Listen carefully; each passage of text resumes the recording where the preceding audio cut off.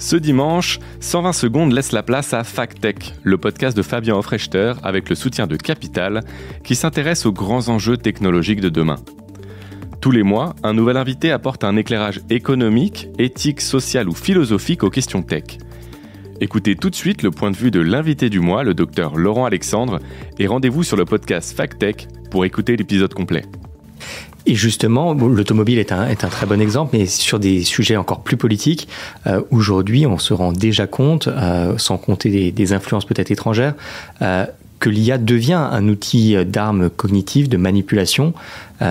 Finalement, l'IA, c'est devenu simplement une arme.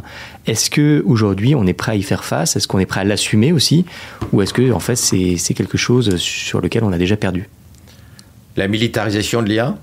Dans un sens, et puis notamment sur les enjeux d'influence, oui. L'IA, c'est la guerre. L'IA, c'est le pouvoir. L'IA n'est pas un jouet. C'est pas une peluche. L'IA est un instrument de pouvoir. C'est un instrument de pouvoir parce que le premier instrument de pouvoir, c'est l'intelligence. L'intelligence, c'est la clé de tous les pouvoirs.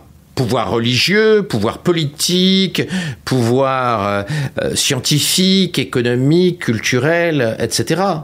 Donc, l'intelligence, et notamment l'intelligence artificielle, est à la base de tous les pouvoirs au XXIe siècle, et elle permet de modifier l'opinion. Et le pouvoir médiatique, le pouvoir d'influence, est un des pouvoirs les plus redoutables aujourd'hui. Donc l'IA va être un instrument de guerre, le champ de bataille va être de plus en plus dronisé. On est la dernière génération à voir des humains aller sur un champ de bataille pour se faire exploser par le drone d'en face et avoir les jambes coupées. Les générations du futur ne l'accepteront pas. Les avions n'auront plus de pilotes. Les Rafales du futur seront soit remplacées par des drones, soit seront sans pilote. Les hélicoptères pareils. Les tanks pareils, on va avoir un changement radical des stratégies guerrières, que ce soit les stratégies d'influence venant de l'extérieur ou les stratégies militaires à cause de l'intelligence artificielle et de la robotique intelligente, c'est clair. Et comment justement on arrive à distinguer ce qui est intelligence humaine et ce qui est intelligence artificielle ? Bon, on ne sait pas le faire. Aujourd'hui, l'intelligence artificielle est capable de mimer parfaitement l'intelligence humaine en ralentissant son rythme. En revanche, une intelligence humaine n'est pas capable d'imiter l'intelligence artificielle. Si je demande à ChatGPT la recette de la choucroute en indonésien, puis un résumé des œuvres de Luc Ferry sur Kant en brésilien, puis la synthèse du Coran en swahili, etc., en quelques secondes, ChatGPT va me le faire. Aucun être humain n'est capable de faire la même chose.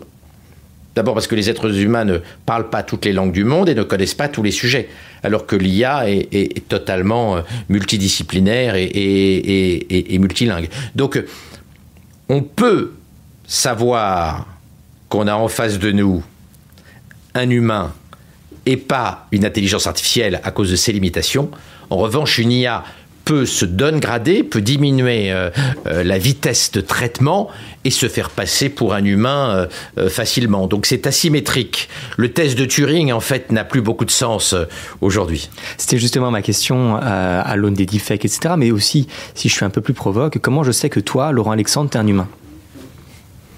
Ça va devenir impossible, il va falloir un système de traçabilité, je ne sais pas. J'avais peur que tu me dises que c'est pas le cas. Je ne sais pas si la blockchain va aider ou pas, le débat technologique mais de savoir qui est qui est un énorme problème, et la manipulation a déjà bien commencé puisqu'on est capable de faire dire n'importe quelle horreur à n'importe quel homme politique, ce qui fait qu'une partie de l'opinion d'ailleurs ne croit plus à rien. Entre les complotistes anti-vax d'un côté et puis les gens qui ne croient plus en rien parce qu'ils ont vu plein de fausses vidéos, on est mal parti pour la sérénité du débat politique.